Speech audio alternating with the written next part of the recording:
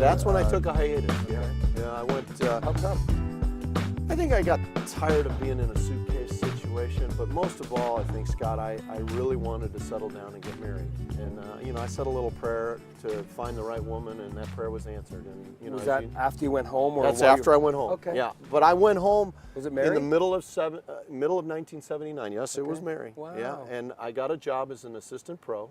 I never thought I'd turn pro. My dad said, if you turn pro, you'll never play golf. So, you make the call. Yeah. And he was pretty much right, because as most assistants know, they work 80, 90 hours a week, and they're lucky to practice before dark and maybe play a tournament on Monday.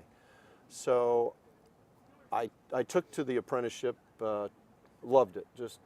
I had the best job I could possibly grow into as a first-time assistant, and never being in the business before, and coming off the road as a caddy to go to the oldest 18-hole course in the United States, Chicago Golf Club, a very esteemed club near my hometown, and kind of work into a business with not a lot of play, because a busy day at Chicago Golf is 40 players.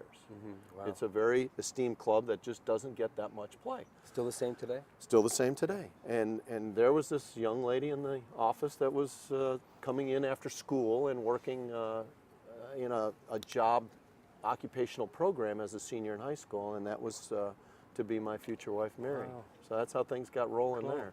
Yeah, yeah. So we spent 4 years at Chicago Golf. We got married during that time. Did you have the reception at the golf course? No. We actually had the reception at a course where I met my boss, Don Stickney, who was the head pro at Chicago Golf.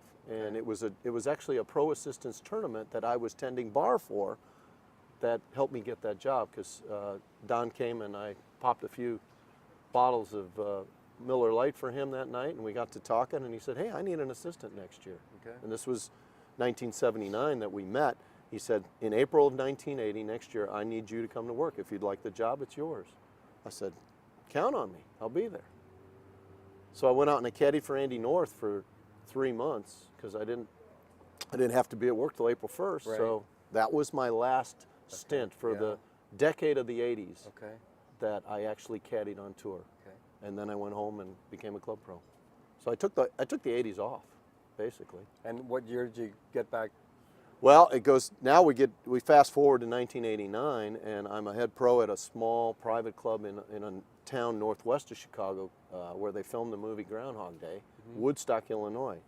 And it was a private 9-hole club, had 250 members. They all played. I was a traffic cop for 4 years, trying to get my regular guys. For real? Oh, absolutely, because everybody wanted to tee off about the same time. Oh, you were a starter. I was the pro. I was the cook and bottle washer. I was the tournament director. I was everything about the golf at that club. Okay. And wonderful bunch of people. It was kind of the suburbs, but it was kind of the country in Chicago as it's laid out. Yeah. And we were basically the edge of civilization, because beyond us was corn. Right.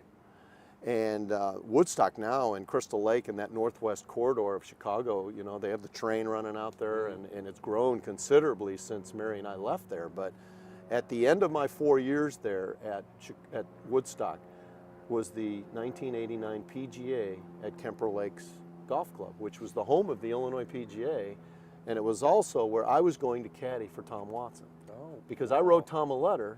Bruce was working for Norman at the time. That was during his Norman years. Right. And I knew Tom was bouncing around. Well, Tom and I had worked together before. Bruce would always go to Hawaii in the winter, and he'd leave Tom to play over here at the team championship at Disney. Okay. And he would always bring his teacher from Kansas City, Right. Stan Thirsk. Well, twice I worked for Tom at the tournament here at Disney World when it was still the team championship, and that's how I really got to know my hero. Because Tom really, other than David Graham, I really grew up admiring Tom Watson's game and how he came through the ranks. Yeah. And here I got to work for him. Yeah. So I wrote Tom this letter. I said, Tom, it's our home course. I know it pretty well. You want me that week? He wrote me back. You're on.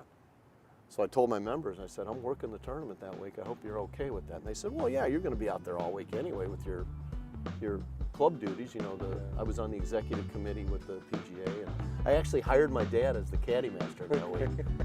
So he's out there, he's getting everybody signed up. You know, he's getting Bruce signed up, myself, Clough, and everybody there. Hicksy was working for Payne Stewart then. And lo and behold, who won the tournament? Payne Stewart. It was his first major. Hicksy stayed at our house that week.